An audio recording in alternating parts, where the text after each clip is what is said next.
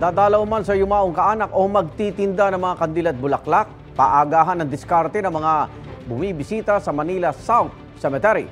Update tayo sa sitwasyon doon, live mula sa Makati City. Kaya unang balita si Jomer Apresto.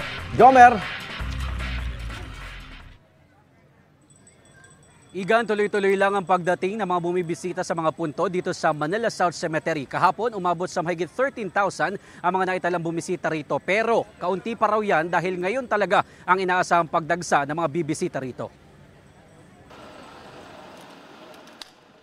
Halos kabubukas pa lamang ng Manila South Cemetery pero may ilang maaga nang nagtungo rito. Yan ay para hindi raw mainitan at maiwasan ang dagsa ng mga tao mamaya. Tulad na lamang ng 71 years old na si Aling Zenaida na kasama ang kanyang kapatid at pamangkin. Nagbebenta raw sila ng bulaklak sa labas kaya sasaglit na sila sa pagbisita sa puntod ng mga kamag-anak. Kasi po parang makaiwas sa maraming tao.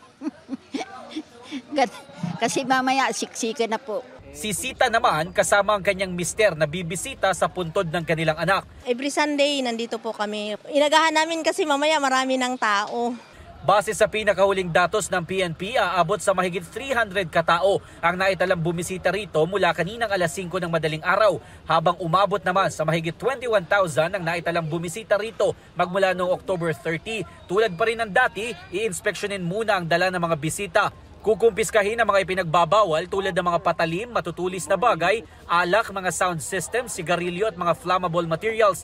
Mayroon ding mga nakahandang wheelchair para sa mga PWD, buntis at senior citizen. At dahil bawal magpasok ng mga sasakyan, mayroon pa ring mga e-vehicle dito na maghahatid sa mga bisita papunta sa puntod ng kanilang dadalawin. Kung hindi naman alam ang eksaktong puntod ng kaanak, pwedeng magtanong sa help desk ng Manila South Cemetery na matatagpuan malapit sa entrance ng sementeryo. Kung wala naman dalang mga bulaklak o kandila, maraming nagbebenta nito sa loob at labas ng sementeryo. 10 pesos ang pinakamurang kandila habang nasa 180 pesos ang pinakamahal. Habang nasa 50 pesos naman ang pinakamurang bulaklak at 300 pesos ang pinakamahal.